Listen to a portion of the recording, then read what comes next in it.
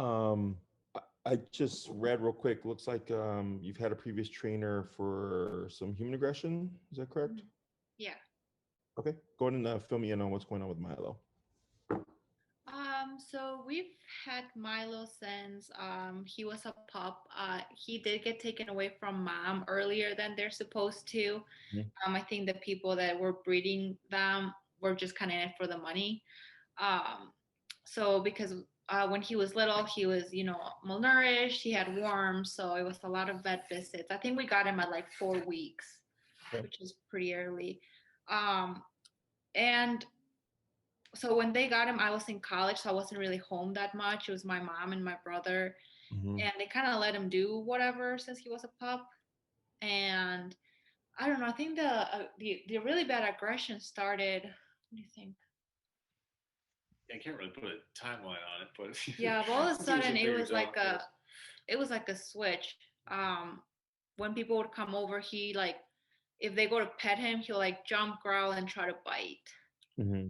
And we have a lot of issues where like he's very territorial with his food, Okay. and also he's very territorial with the house. Like we have a hard time just having people come over. Like he'll be perfectly calm, sometimes walking with someone on a walk, but if we bring him into the house, it becomes an issue.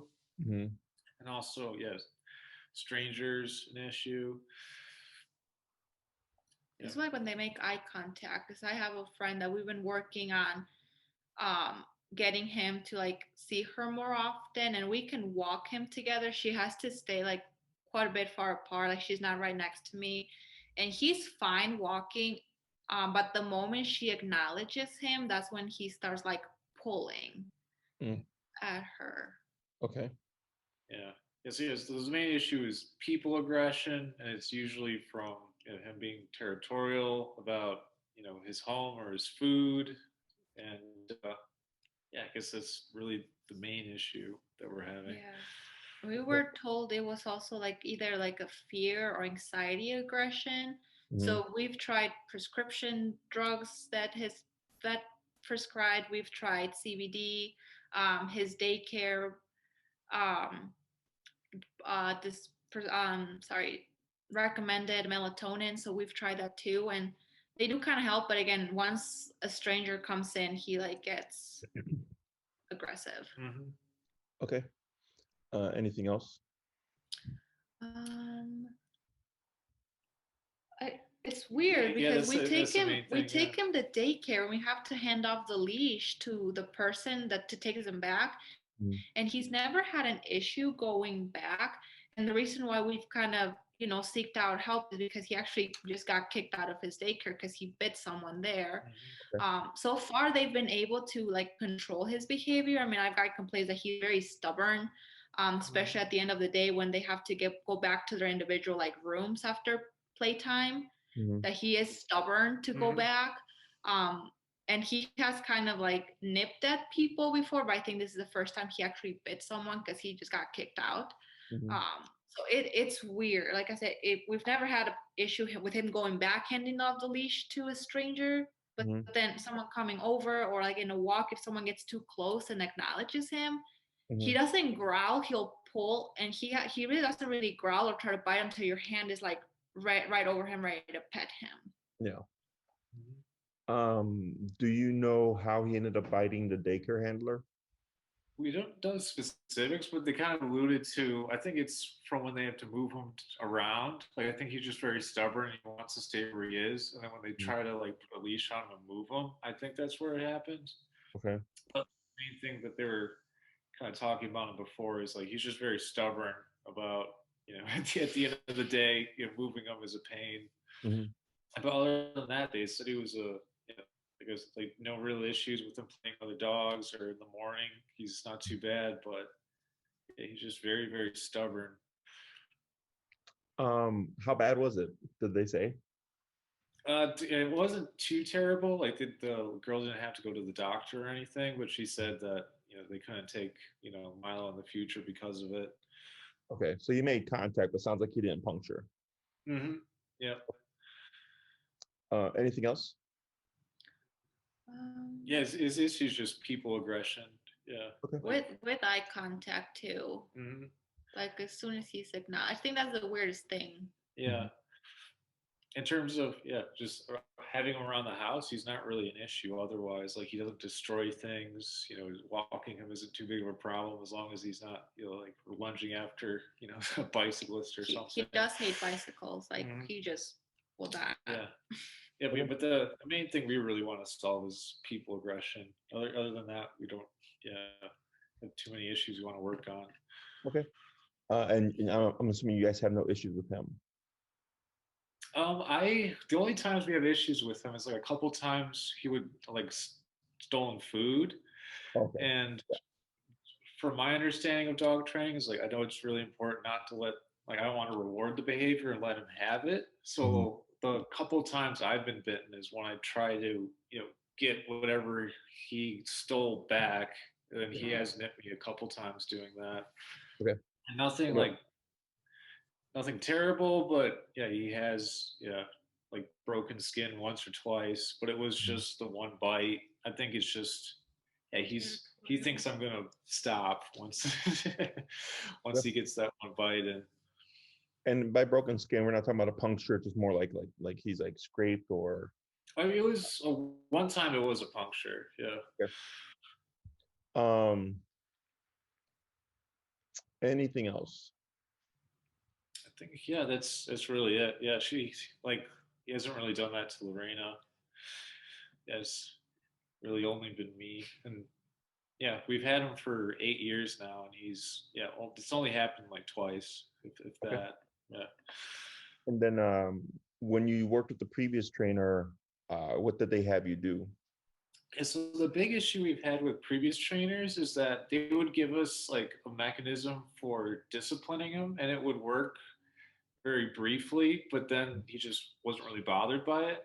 Like the first trainer was Bark Busters, and they had like this chainmail like little bag that you would throw on the ground and make noise. Yeah. It freaked him out for like a day, and then after that, he was not startled by it one way or another. And also, they had us yell like "ba" really loud at him, and it weirded him out for like a day, but then he got used to it very quickly, and it just wasn't phase him.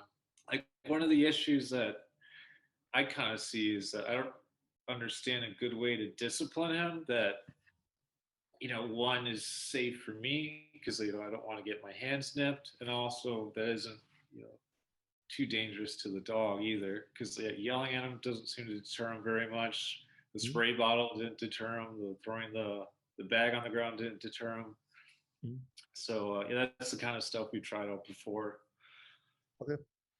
We haven't done a shock collar, but we haven't used it because we were kind of worried that we may make the problem worse because we don't really know the proper way to utilize it.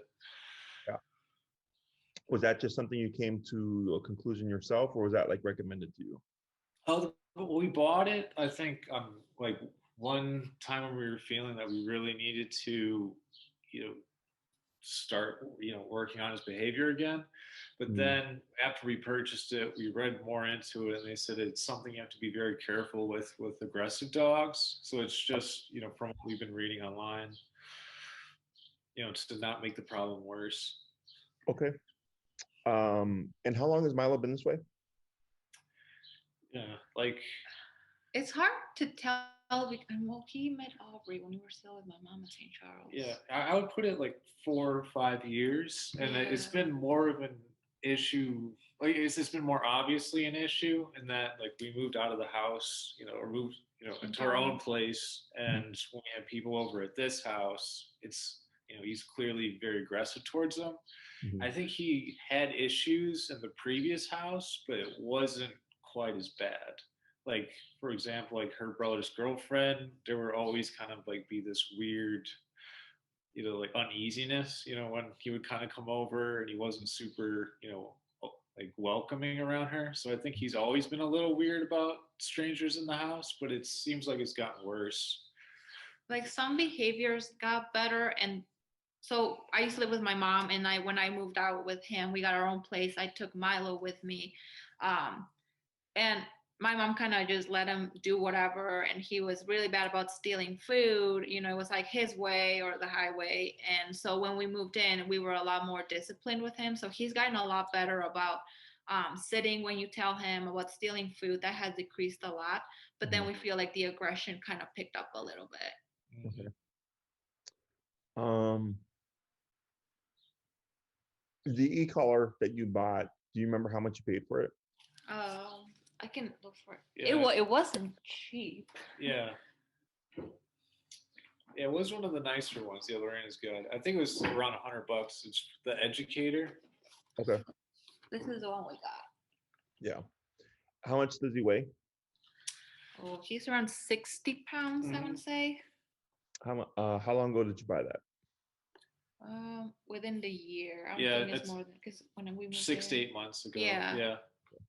Because that's meant for a 35-pound dog. Okay. Because it's the mini one. Yes. Yeah. Yeah. That's 35 Which pounds. we, do, we never used it on him. Yeah. Yes. Yeah. Also, the prongs were too small. He has a lot of fur on his neck, so I don't even think they reach skin. Yeah, there's special adapters that they sell so that you can make contact. The standard ones are tend to be too short. They're like maybe the length of your pinky nail. But yeah, that one is meant for 35-pound dogs and under. It is a good brand. But think of it when I explain e-collar in terms of why it's important to have the appropriate e-collar to a dog, is think of it as in boxing. You have a featherweight, middleweight, and heavyweight. So you'd have like a featherweight to like a middleweight right there, kind of, And I get some dogs, like I have clients that the dog's like 90 pounds with that collar from a previous trainer. I'm like, that's a featherweight to a heavyweight. So that's where we have issues because dogs are very physically tough. They're meant for physicality. They bite each other. That's how they resolve things. That's how they communicate. That's how they show affection. That's how they play. That's how they correct each other. Is all through physicality. So e-collar is an effective tool because it's physicality at the press of a button. However, if you don't have the appropriate level, you have a couple of problems. One, the dog will just override the collar and you could be maxed out and the dog doesn't care. Two, if it's not enough power, it just annoys the dog and just essentially like pisses them off more. So my suggestion to you, because it's probably too late to return that. Oh, definitely. Yeah. If it's unused, I'm sure you can sell that, no problem, like on a Facebook marketplace or something. I think those run like 180 pre-tax. So if you want to look into that and you sell it for like, I don't know, 125 or 150, I don't know why you would have any trouble kind of moving that. Because it is a good quality collar. Because there's only two brands of e-collar that I would suggest to people. I don't use that brand anymore because very early on in my career, I got a number of aggression cases all at once. And trainers usually sell e-collar technology collars because one, they're cheaper. Okay, so it's easier to sell to your client. Two, they do free overnight shipping. So as a dealer, I could call them and say, hey, I need one collar, and they would overnight it. And then I wouldn't have to worry about buying like, $10,000 worth of product that's going to just sit there on my shelf, to sell it. So that's why a lot of trainers like that brand, is because they're just very retailer friendly.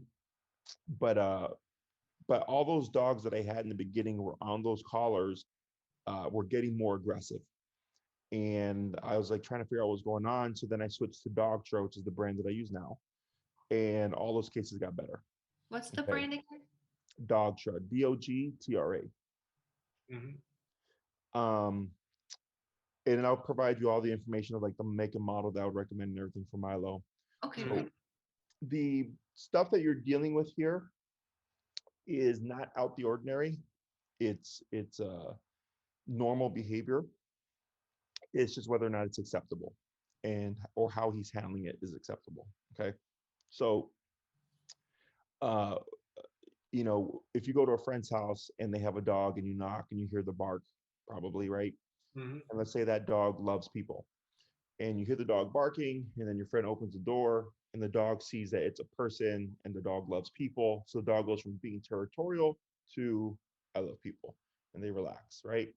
So dogs are very because they don't know what's behind the door, as dumb as that sounds. Okay, like even though you open the door 1,000 times, he doesn't understand that it's a human behind the door, or that dog doesn't understand it's a human behind the door. They just think there's a strange sound. Is that a threat? And then when you open the door, they go, "Hey, there's a person," and then they're just friendly. Okay, so the territorial behavior just like shifts. Other dogs, like Milo, can stay stuck in territorial behavior, or you just happen to have a dog who's more suspicious, or more territorial, meaning uh, he's picky about who he allows within the space. Okay, and if not handled correctly, it can escalate. So, like most people, when their dog's being territorial, will pull the dog back, and then they'll tell the guest to come in, right? And they try to hold the dog to calm them down, or if they let the dog go, the dog will charge the person, or they put them in a different room and the dog's barking in a different room and they don't shut up, Yep. right? Is all those things build frustration, okay?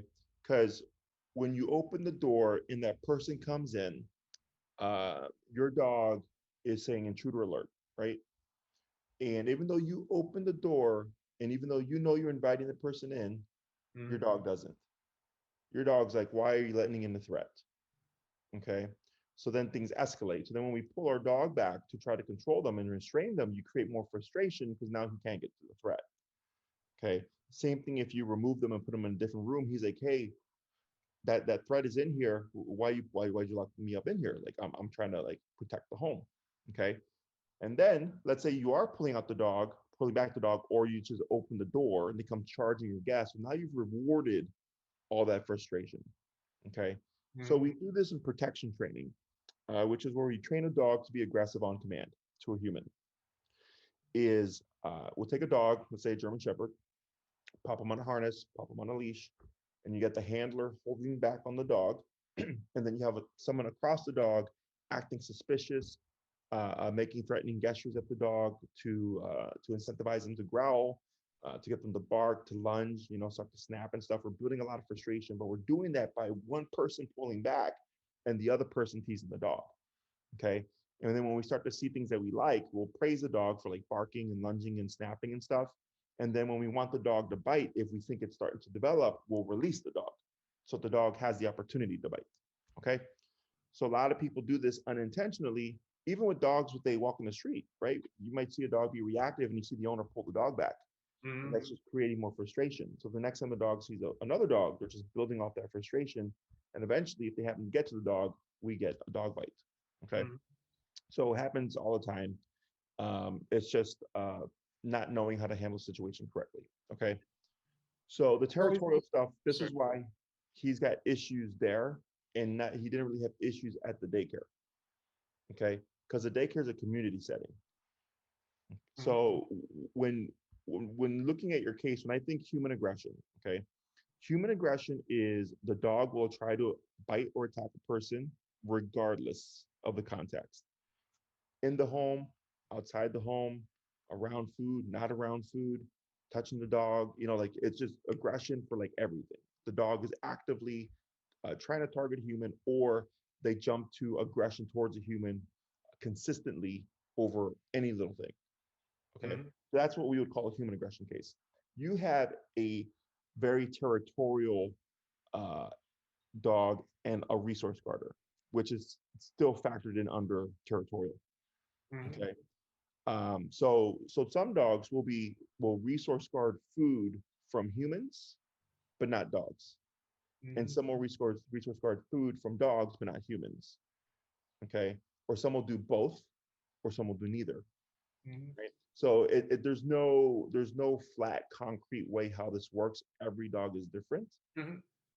So the resource guarding, if we know there's nothing that he has or values, we don't have to worry about anything, at least for you guys, right?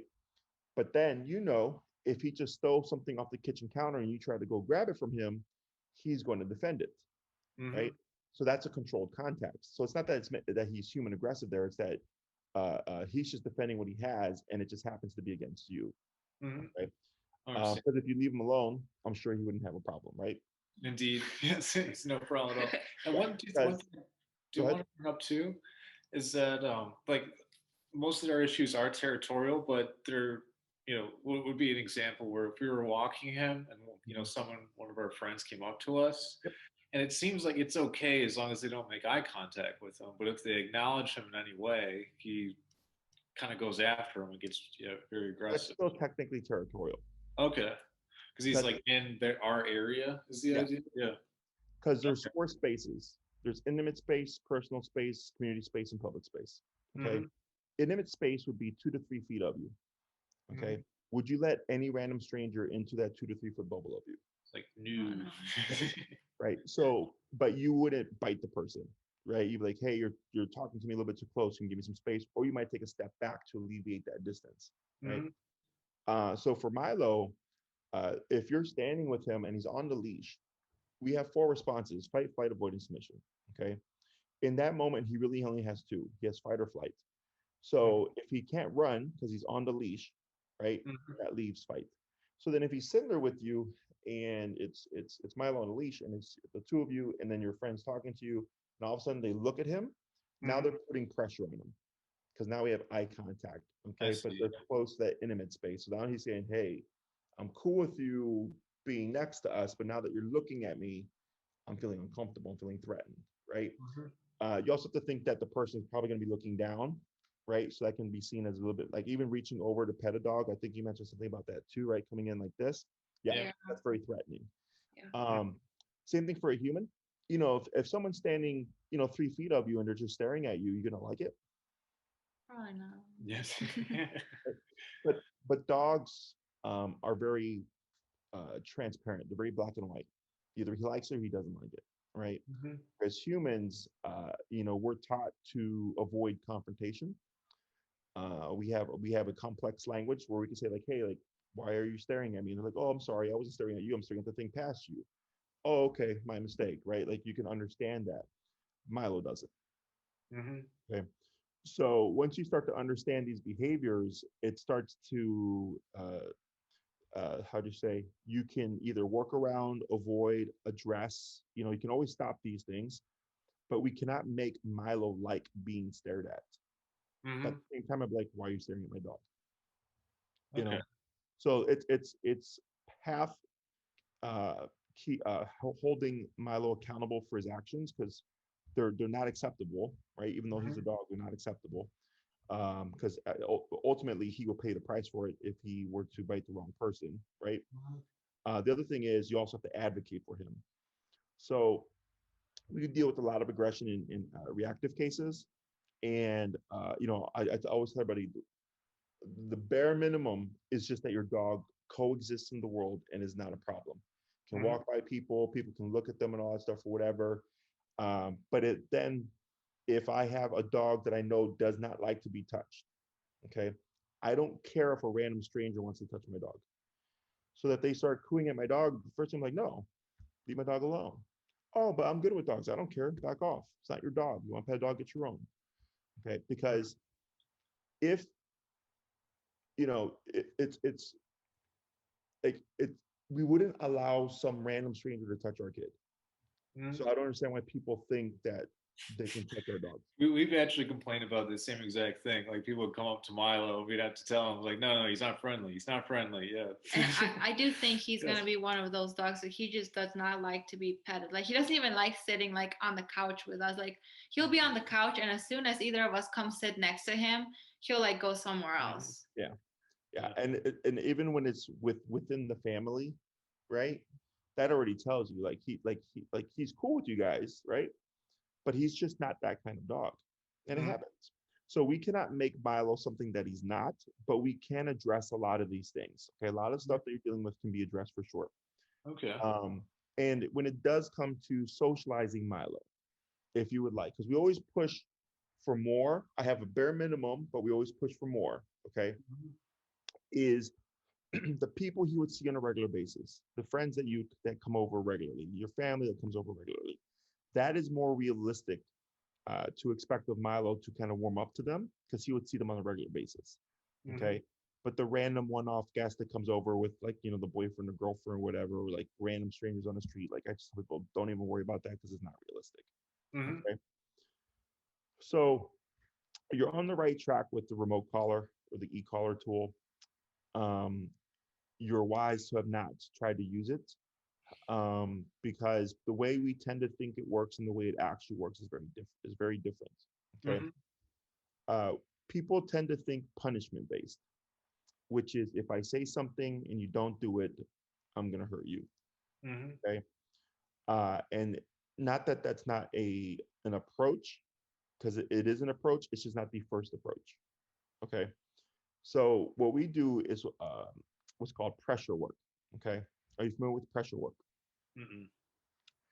Have you ever pulled up and pushed down on Milo to make him sit? Yes. That's pressure. Okay. You use physical pressure to guide Milo into a position. And then once he gave you the position, I'm assuming you relaxed the pressure, right? You stopped pushing on him and you maybe even praised him or gave him a treat, right? Okay. So you put pressure on him, and when he gave into it, you let everything go. So then Milo goes, oh, whenever I feel this, if I do this, it goes away right away, and then I might get something out of it. Okay. So that's the same thing with e-collar. E-collar is another form of pressure. Okay. It's a muscle contraction. It's a muscle stimulator. The collar that you have has 100 individual levels. The ones that we use have 127 individual levels. Okay. So we would find a number that Milo feels that is concerning to him, but is not making him yelp. Okay. So I want low enough that the dog's not yelping, but I want high enough that the dog's concerned and thinks to themselves, how do I turn this off? So it's the idea is to make him uncomfortable until he basically does what you want. Correct. And we would guide him. Like I wouldn't just start pressing the button and figure it out. Like we would guide him, right? Best, yes. But what we're doing is we're teaching them how it turns on and how it turns off. Okay. So we're teaching it as a line of communication. And the reason why I want that discomfort is because we want to make it important from the get-go. Right. So my theory of training is different than most trainers' theory of training. So everybody talks about low-level e-collar. Okay. Low-level e-collars when you're working at really low levels, like 5 to 8. And then when your dog is not listening or not behaving, you could be like at 48. Okay. The problem is you're constantly going from low to high. Okay. What I do is find a middle ground. 30, 35, right? It's lower than the 48 where he's yelping, but it's higher than the 8 so that it's concerning, right? Because concerning makes it important, because if it's not important, he's not going to do it. Makes sense? And when a dog starts to feel that kind of pressure, it changes how they think. Because right now, no one's talked to Milo in his language yet. You've tried, but you're doing the human version. He does not understand yelling. He does not understand the word no, even though you may have said no 1,000 times. He's getting a little better, but yeah, he's with a lot of things. Yeah, he doesn't care too much.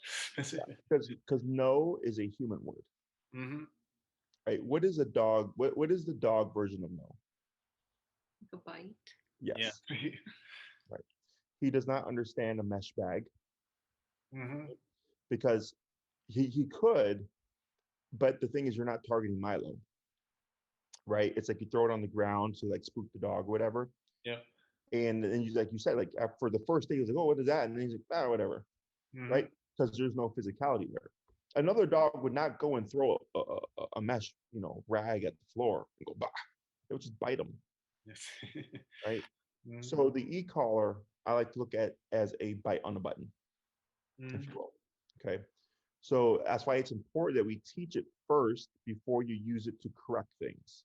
Whereas most people come in and they go, my dog's aggressive, so I'm going to just slap the collar on the dog. And when the dog's being aggressive, I'm just going to remote him. Right. But then the dog doesn't know why it works or how it works. And that's where the problem happens. Okay. Now, can the e-collar push a dog into aggression? Yes. Okay. But it's not that it's making the dog aggressive. The dog was already thinking about it. And then something happened. So he just triggers, right? Because he was already in that mindset. And then something happens physically. So he just goes, whoa. Because in his world, it's kill or be killed. That's how animals think. Okay. Even though there is no life-threatening thing to him in that moment, he does not. When he feels that twitch, he's just gonna go. So we have to teach them, after you've conditioned, we have to teach them that the collar does not mean to go forward with the thought. It means to stop it. Okay. Okay. So, and I've had this happen lots of times where I'll tell the owner, like, if you tap the collar and the dog blows up, you got to keep the pressure on and bump it, if anything, or raise it to stop the behavior. So if the dog goes, hey, I was pissed off and I felt that thing and I blew up. And that thing kept happening and it kept going up. And it didn't stop until I stopped. As soon as I stopped, it went away. So the dog goes, oh, when I feel this, I shouldn't blow up. Because if I do, I'm just going to make the problem worse. What happens if I feel it and I don't do anything? If I stop my behavior, nothing happens. He thinks like he stopped it by being aggressive. Yeah, it's a bad feedback loop.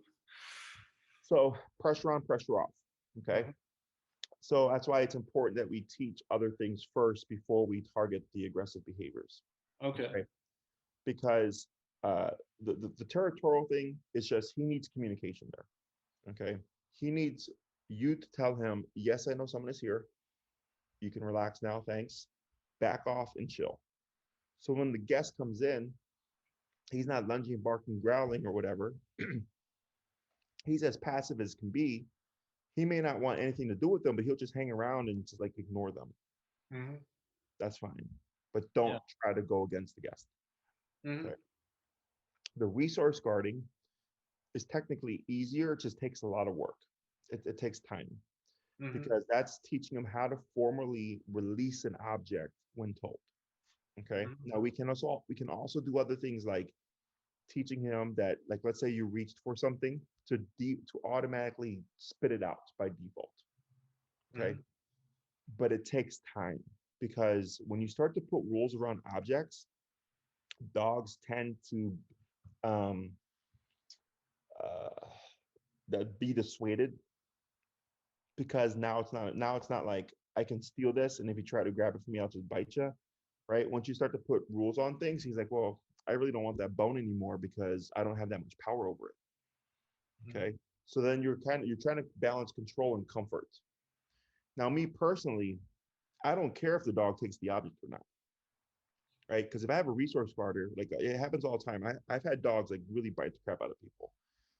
And when we start to put the rules around the bone or something, the owner feel bad. They're like, oh, Jesse, the dog don't want to take the bone anymore. I'm like, yeah, but the dog bit you like 2 times. Yeah. And who cares? Yeah. Right. Yeah. So that's what makes things complicated. Is, if the owner really cares about trying to get that fine balance, then I go, it's going to take time. If the thing is like, you know what, he's been a jerk for 8 years or 5 years or whatever, we just want him to not bite people. And then I go, that makes everything much easier. Okay. Because then we don't have to worry about the other part of it. Okay. And the exercise is simple. It just takes time to repeat. Okay. Because if you always practice when you bring out the bone, like, for sure, guaranteed, he's like, screw that bone, I don't want nothing to do with it, because I know what's going to happen. Okay. So the territorial stuff and the resource guarding is fairly straightforward. Now, if you're wanting to socialize Milo, like I said, with family and guests and friends, that's where things get a little bit more complicated. Because now it's not a matter of just don't bother us. Now it's come out and like be social, right? And maybe getting them to like people petting them. Like, there's exercises for this stuff, but it takes time, it takes repetition, it takes a lot of work, because we definitely going to have to muzzle condition them, so that, because no one's going to want to pet your dog, right? Yeah, unfortunately they do, but we know better than let them try. Yeah, but we really would like if we just have people over at the house, and if he's off in the corner, we just tell him like to just leave him alone. That's I wouldn't say that is unacceptable. And also a big thing is we don't want to, like, we travel a lot. We don't want to worry about him hurting someone, at one of these boarding places either. It's like, yeah, if we could get him to be more sociable, that'd be awesome. But like, it's not like a priority. The two main things that I really want to address is just to have it so we could have people over in some fashion and not have to worry about, him being aggressive towards them, and also just feeling comfortable with him at like these boarding places, not having to worry about him hurting someone. The boarding places is going to be tricky. Because, I mean, tricky and not tricky. not tricky because there wasn't really a problem until that incident, right? Like, I mean, the technically was where like he was getting kind of snappy or whatever, but you know, he never made contact. But eventually, he made contact, and now it's like, well, now we have a problem, right? Yep. But almost every facility doesn't know what they're doing. You know, it's young kids that just like dogs, Yep. and you know, they train them if they train them for a day, and then they're like, all right, go take, you know, handle the dogs or whatever. And they're probably doing everything wrong, like cooing at him, like, come on, buddy, I'm just gonna move you, right? And then and that's stimulating him even more. And he's like, leave me alone, I don't want to be moved. And then it just escalates. Okay. So because it's the context, right? So like Milo would learn when he's with you, or when he's with anyone who knows how to utilize the tools or is on the same kind of psychology as him, he's gonna be better. But then when you leave them at the daycare where they're not on the same wavelength, right? And they're doing like their own thing and stuff, he's gonna be like, oh, I can bully you guys because you guys don't do any discipline here, Yeah. right? So then that's where you're gonna have issues. Okay. Um, you guys are in Chicago or what? West Chicago, so we're like a suburb. Gotcha. Okay. I mean, because we get dogs like him at my facility, you know. Um, Depending on the dog, there's some dogs that we know they have to show up pre-muzzled because they're just that bad. And then we kind of ease them into the environment. And then I always leave it up to my staff. Uh, and my staff will decide whether or not they feel comfortable enough with the dog, or they feel like the dog's relaxed enough to handle them without any incident. So it's super rare if we see anything happen. Plus, we have the e-collars and stuff. So if we see anything, we just correct it. Or if the problem is too bad, my employees will let me know, and I'm like, "Don't worry about it. When I get back in the facility, I'll help you guys. I'll show them how to like handle it." Yeah, so So from we described so far, would you have an issue like boarding Milo? Because I understand like you guys would have a better way to handle him than most other places. no, we don't have a problem. Like I said, like we've had worse dogs. Mm-hmm. Okay, because if Milo was really a problem, like that bite would have been. That's why I asked like how bad was the bite when Mm-hmm. he's nipped or everything that you've told me for the most part has always been lots of attempts, maybe some scrapes, you know, little like light contact, Yeah. one puncture with you it seems, and potentially it's like some kind of small puncture with like the handler, right? Yeah, I think part of it is too. He's like he had one of his canine teeth removed, so Mhm. he just has the one pointy one. So I think because of that, his bites are he kind of hurt more because it's like the weight's all on that one tooth. Sure. I think that's part of it. Yeah. Yeah. So, but if he was really, like I said, remember, aggressive dogs, it's like everything, you Mm-hmm. know, plus the intensity of where they take it to. So it would have been like, man, he's had like 5 bites where he just bit the crap out of someone. And, all right, now we're dealing with something. Yeah. Okay. So this It's is a like he guy tries to who's a bite then bully. calms down. Yeah. Yeah, this is a guy who's a bully. Mm-hmm. Okay. So once you start to put some discipline on him, it can change his behavior quite a bit. Okay. Because right now, since no one's quote unquote bitten him back, Mm-hmm. he's head honcho. Okay. But once he starts to feel consequence and appropriate consequence, and he's like made to do stuff, and like there's you're talking his language of physicality, it changes things quite a bit. Mm-hmm. This is why, like with humans, if there's a kid who's a bully, and then one of the kids the bully is bullying beats him up, all of a sudden that bully's not so tough, right? It's a psychology thing. So same thing for dogs. Mm-hmm. So the issue is, um, for us, the tools that we use are external, right? You use your e-collar or you use a prong collar. Um, so the problem or the drawback with that is as a human, we become very tool dependent. Okay, and I'll explain how this works, but it's not. It's just how it is because Milo and dogs, their tool of discipline is built in. It's their mouth. So as long as another dog's got a mouth, when they bite Milo and they keep that mouth, Milo knows like, all right, well, I can't act a fool around you because you'll just bite me, right? He's going to change his behavior around that dog. But for humans, because we got to put that collar on him, and then he goes, oh, you got the collar on. Now you can discipline me. I'll behave myself. And then when you remove it, he's going to press the boundaries. Okay. So this is normal. It's what's called opportunistic behavior. Okay. You guys do you guys drive?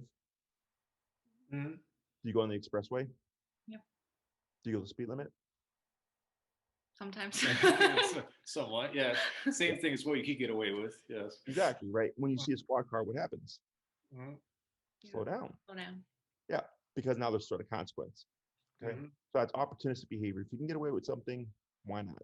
So think of the e-collar as a cop on a collar. Because people always ask, like, well, Jesse, you're so good. Like, why do I need my tool after the training? I go, because not even humans do it. You know, we're aware of all the laws and all that stuff, but we will still like push things. And driving is the most common one that everybody does. You know, because if we didn't know if it was bad, you know, we wouldn't alter our behavior. Mm-hmm. So what this means with Milo is when you're gonna have guests come over, whenever you walk him, whenever you know, if he's gonna be off leash anywhere, you just have that tool on. And then if he's a great dog otherwise within the home, tools off. But this is why the resource guarding one is tricky because he's not always gonna have that collar on, right? And like let's say he happens to find something, and then you're like, oh Milo, you're not supposed to have that. If you've not practiced and drilled the release command, uh, it's not going to be applicable without the collar. Okay. Mm-hmm. So that's what makes it harder is that you have to practice and practice and practice and practice over time so that even without the collar, if he's got something, I say drop, he spits it out and walks away. Like he doesn't even think about it. Okay. And that's what makes that command harder to get to be foolproof. Okay. It's easy to learn. It's easy to teach. It just takes a long time. Questions about any of this stuff so far? I think we follow. Yeah, I think we follow you pretty good. Yeah. So the way I would structure this program, because we only teach stuff that's going to be that you need, okay, is we have 3, 6, 9, and 12-week programs. Mm-hmm. It's one day a week if you're doing in person, one day a week for what that length of time. So if you're like in the 6 to 12 week range, Mm-hmm. okay. So think of the 6 week program if you did that is like the bare bones, okay, the stuff that I know you need to address the issues that you have. The first thing that we have to teach is always the heel, how to walk correctly in the leash. Okay, Mm-hmm. this is for a number of reasons. Biggest reason is it's the best way to teach a dog how e-collar works. Okay, how pressure turns on and off. It's something that you know most people, at least here in the city, everybody walks their dogs at least 3 times a day, 7 days a week, right? Because they have to like nobody's really got a yard. Mm-hmm. So it's something that you would practice regularly to get Milo to learn the concept of e-collar faster. Plus, you learn faster as well because you're using it on a regular basis. Okay. Plus, it keeps structure in the brain. So, like for humans, like we know the laws are ever present, like they're not going to go anywhere. But then, like, let's say you teach them how to walk and then you don't do anything for like 3 months with the heel. He just thinks like the rules have disappeared now. Mm-hmm. Okay. So since you would walk him every day, multiple times a day in a structured fashion where he would be getting consequence if needed, it keeps it in the brain. Okay. Okay. So heel is super important to anything that we do. Mm-hmm. That's typically 2 classes. By the third class, we could start working on either the territorial behavior or the resource guarding. Okay. When it comes to territorial behavior, we would send you a video you would watch to kind of uh, educate yourself on how it works. And then we'd set something up because that would have to be done in home. Okay. The fourth one, we would see how you feel about the third one. After you've done the third class, I'd say like if you're comfortable, if there's people that you know and stuff that would come over, you start practicing the exercise. Okay. Because it's not an obedience skill. It's teaching you how to communicate with Milo to teach him like chill. You don't need to be all wound up anymore. Okay. Mm-hmm. The fourth class can be on resource guarding, which is simple. I teach the exercise and then you just repeat it. Okay. Classes 5 and 6 would be a variable. Those could be the classes on, oh, you know, he's doing great. We can have people come over. He just chills and minds his business. How do we, is it possible to try to open him up more to guests? I go, sure. That's usually like an extra, it's usually a class because it's just me teaching you how to do it. And then you have to repeat it. Okay. And then it's just more time. So 5 and 6 would be like a variable in terms of the behavior stuff. Okay. If you did 9 or 12, it just gives us more time to work on more control, obedience wise, and if needed, more um, more times to cover the behavioral stuff. Okay. So if you did like a 9-class program, it's the same structure, but then we may be able to teach like stationary control, which is go here and don't move for the next 3 hours. Okay. Because so it's more strict than a general, like just mind your business and like coexist with us.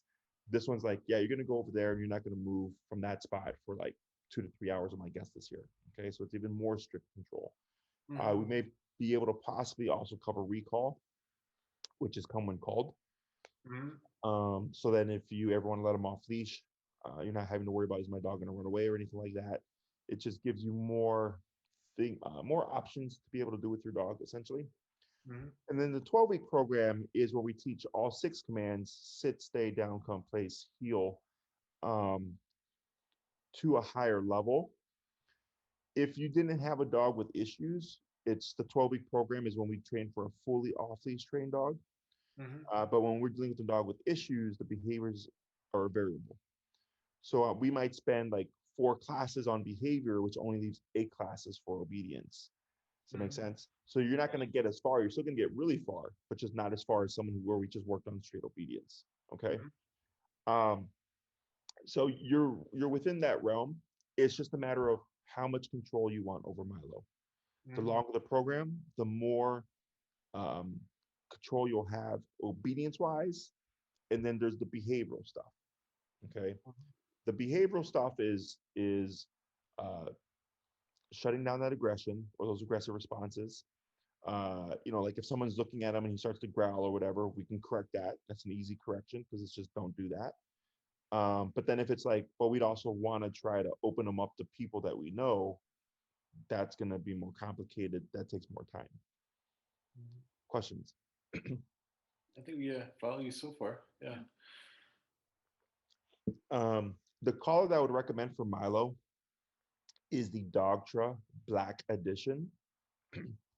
It's meant for 70-pound dogs and over, which he's 50 to 60, correct? Yeah. Yep. Yeah. So the reason why I recommend this tool is because he's got a thicker coat of fur, right? Is higher power is better for getting through thicker fur. You're also not going to always have full contact, so you lose some power with that. Okay. So the other thing is when we're dealing with dogs with aggressive responses, if they're up in that higher range of the weight class, you definitely want more power, because let's say he gets really, really pissed off. Okay. You have to be able to override that. And that's where that tool comes into play. Because then I don't have to worry about if we're going to have enough power or not. Like, we're going to get it done. You have to be able to shut them down. Yeah. Before you start tackling them away from somebody. Yes. Correct. Yeah. Questions? No, understand. Yeah. So it just comes down to, length of time and stuff. Now we've changed things a bit. So before I used to do home to home, but now everybody comes to us for the most part. We do still do home to home. In the city, so we have at my facility or Oz Park rate, and then we have our in-home rate. Okay. So the in-home rate is more expensive because now that everybody travels to us, I have to leave what I'm doing to see someone and then come back. So that's more time, right? The other thing is you guys are in the suburb. So then there's a travel fee for that as well. So what we could do here is most of the stuff I can get done at my facility or at a park. Okay. The only class that needs to be done in home is the territorial one. Okay. Okay. So what we do is do all the stuff that we can out here in Chicago, as long as you're willing to drive. And then we'll figure out the upcharge for doing an in-home at your place in the suburb. Okay. And then we'll have that class and then play it by ear for everything else. Okay. But the only one that actually has to be done in home is that one. Okay.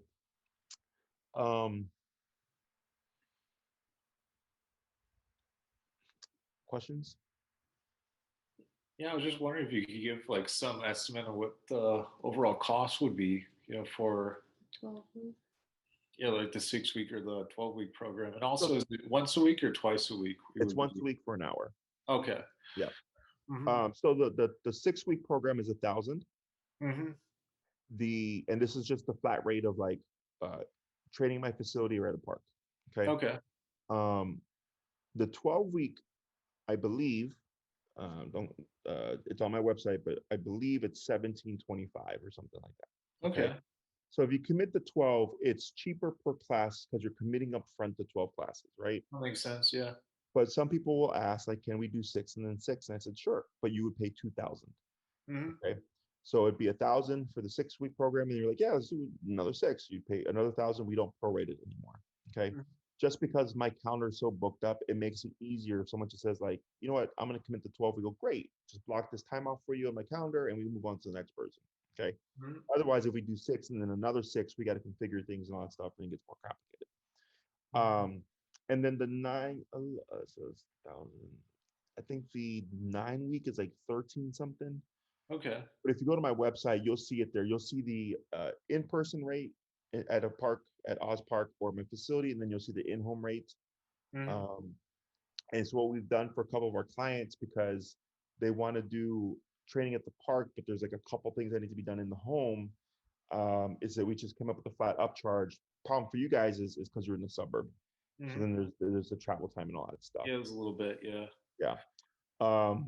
But we figure all that stuff out for you. In regards to the cost of the collar, I believe it runs around $330-ish with tax. Okay. They last a really long time. I've had mine, 8 to 9 years. Only problem I've had is the battery, because it's a rechargeable lithium battery, much like your cell phone.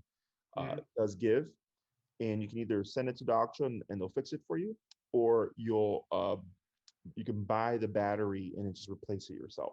It's like 25 bucks, 20 bucks, something like that. Okay. But otherwise, they last a really long time. Okay.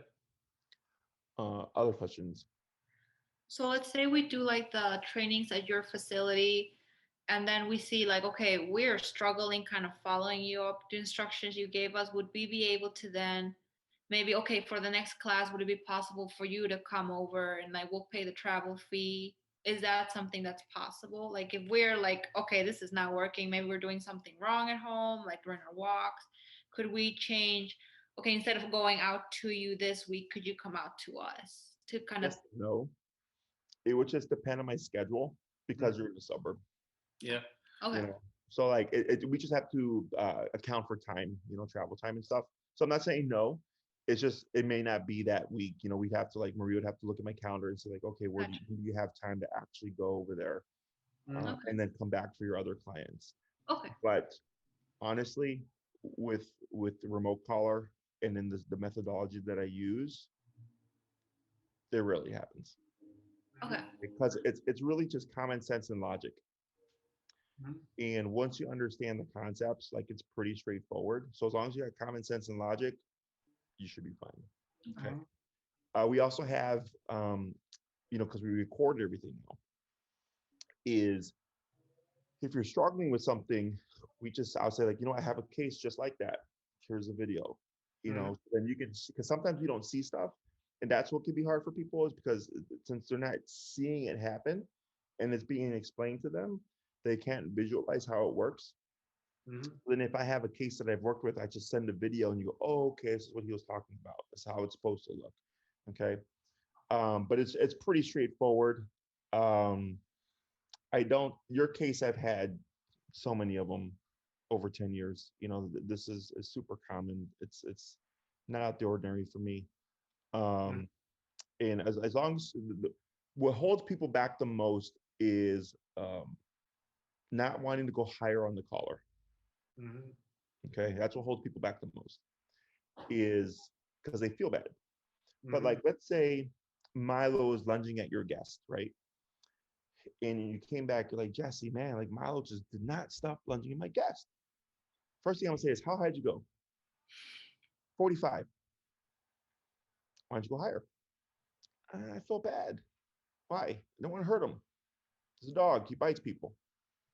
You're not going to hurt him. It's just a muscle contraction, right? That's where people struggle, because they're afraid they're going to hurt the dog. It's just a muscle contraction. So as long as the client is willing to go there, and there are things that we want to look out for, and I will make that apparent to you if I feel like it's an issue. Like, there's a thing called redirect, where because the dog is agitated and you're putting power on them, especially higher power, they'll get frustrated and they'll want to redirect that discomfort somewhere, which would be you, right?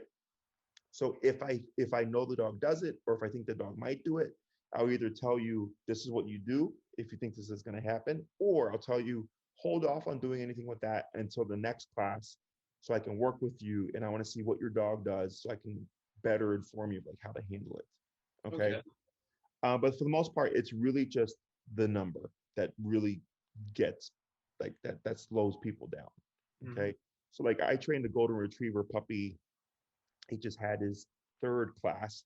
His first class, when we did the healing exercise, his number was like 90. Okay, out of 127. His golden retriever puppy, he's like 6, 7 months old, and friendliest dude. And it's because he's very physically tough. Okay, but people go like, but he's a 6th to 7th month old golden retriever puppy, and he's so friendly. And go, doesn't mean he's not physically tough. Okay, and his name is Hudson. If you want to watch the video, his name's Hudson on my YouTube channel. Lesson 1, you'll see we get up there like 80, 90, but he's doing everything perfectly. Everything underneath that he was ignoring. Okay, so it's just once you start to see it and apply it and understand it and just like get over that emotional hump, we make pretty steady progress. Okay. Other questions? Yes, I guess so. Do you think, like, from what we told you, that'd be realistic that, you know, after the program, you'd be able to have people over without, you know, having to worry too much? Okay. Yeah. You know, it's going to be one of two things. One, at minimum, he's going to sit in the corner. He's not going to move for 3 hours, 4 hours, 6 hours, whatever you want. Or, you know, we're pushing, of course, for him to be social.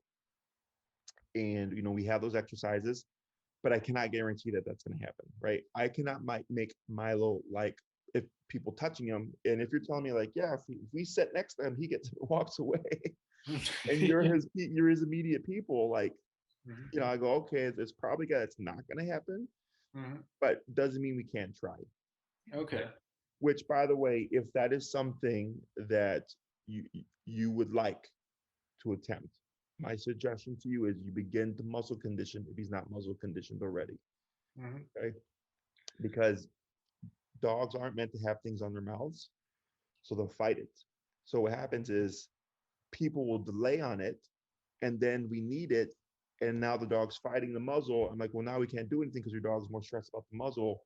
How are we going to get them, you know, with the people? So when we go to the vet, he does have to be muzzled. So I think his experience with the cloth muzzles are already negative for him because he hates the vet. So like I said, before we even go in, they have to come out and bring me a muzzle, and I have to wrestle him for a few minutes to get the muzzle on. Also, like you were saying, though, is we didn't condition him for the muzzle, so that probably makes the situation worse. We just put it on when we need it, which probably wasn't the right way to go about it. The muzzle conditioning is very simple. Just takes time. You'd want to get a basket style muzzle. The brand that we use is Baskerville, Baskeville, Baskerville. Okay, you get them on Amazon. He's probably a size 4. Okay, that's just me guessing from his breed and size. But that's like a very common size, is a size 4.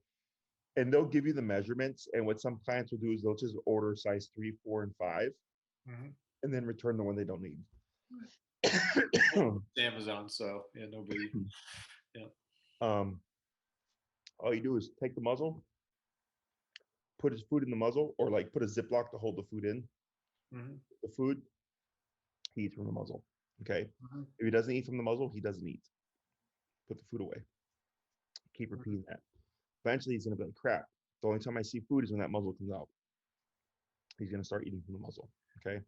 It's just, again, hard because the owner, they're like, my dog's not eating. I'm like, well, got to muzzle condition him. So, but definitely you want to start that process now or sooner than later, because a lot of people like to treat it like a high school project. Wait the night before. Does not work well. Okay. Other questions? It's like, yeah, that's all I have for you. I can Yeah. think of at the moment. What So are like your class times, like when we have to go out? We Question. both kind of work, like I would like both of us to be there. So do you have any like afternoon, weekends, like maybe evenings for you? that's a question for Maria, Okay. because my schedule is always changing. She handles my calendar. Mm-hmm. But essentially, you would send her and say, like, hey, Maria, these are the times that both of us are available that we would like to train. And she'd look at my calendar and then let you know what times are available. Please note that we are booking out into, I believe, August now, depending what that availability is. Most people are evenings and weekends, which is a very high demand time. Yeah. So if you happen to have like a Monday, I don't know, 1 o'clock, that's much easier than like Monday at like 6, 7 o'clock or whatever. But Maria would have all the information in regards to like the scheduling stuff. Okay. And then do we schedule first? Do we pay first? How would if we wanted to go ahead with it? Would I just I know Maria sent me she was the one to contact me, so would I just email her back like we're interested, what do you have open? Yeah. So you could tell like, hey, we want to do the 9-week program, and she'd send you a contract form, and then she'd and you'd have your dates and stuff, and then she'd start that process, and then once you've like got all that, your dates and your contract form is in, then you get invoiced, and then you pay, and then we get you started. Okay. Sounds good. All right. Well, thank you so much for taking the time. We really appreciate it. Yeah. And if you guys want to see like our work, there's 2 cases you can look up right now on my YouTube channel. One would be Lucy. She's a fear aggression case. She is a little black pit, because I probably had a couple of Lucy. She's the current one right now. Okay. And then there's Doug. Those are 2. They're actually both. If you think your dog is bad, you should watch these cases. Okay. Doug is a very good one to watch because he's so extreme. He's definitely quite the process, but you'll see just class by class, even though he's super extreme, just like how we're gradually just breaking them down. They're on a different kind of program. Both of those clients, they're on a behavior program. The behavior program is more expensive, because they're paying for a result, not time. Okay, so what that means is, I gave them a realistic expectation, and I have an idea of how long it's going to take, but it might take longer. So they said, you know what, we're going to pay you more money. And I go, okay, I'm guessing 12 to 16 classes. And if they need more classes, they don't pay more money. It's covered within that higher fee. I gotcha. But then in 2 years, if something happens, they call me up, Jesse, this happened. Can you help us? I go, sure. I come in, 5 classes. They don't pay any more money because they paid a higher flat fee. Okay. So in your case, I'm just telling you to do class by class, essentially, like a program. So you're just paying for 6 classes, 9 classes, or 12 classes, because I don't think your dog is that extreme. Okay. So, but if you want to watch them to get a feel for it and go like, oh, like this is how it works, and I can see these dogs making progress, and like they're building on stuff, like you can see it right there. Okay. I definitely will do. All right. Yeah. So if you have any other questions, feel free to let us know. You can either contact Maria or she'll get in contact with you. Please do give her about 5 to 7 business day turnaround, just because we have so many clients coming in. We got people ahead of you that are currently booking their programs, plus the other consultations that have come in since you booked your consultation. So like it's an ongoing process. But she will get in touch with you. Otherwise, feel free to send her an email yourself and say, hey, Maria, these are our times. And, we want 9 classes, we want 6 classes or whatever. So it's just already kind of right off the bat gives her some info to start working with while she gives you the form and all that other stuff. Okay. And also something I just thought of, if we were interested in having him boarding with you, like over this winter, would we talk to her as well, as far as getting that scheduled as soon as possible, or? No, that would be with my kennel manager, Kim. Okay. Which she can put you in contact with her, so that Kim can get you registered into our facility and stuff. But yeah, that's not a problem. Okay, awesome. Yep. All right. Thank you so much again. You're welcome, guys. So if anything else pops up, you let us know. Otherwise, we'll be in touch. All right, perfect. Sounds good. Thank you so much. Yeah, thank you.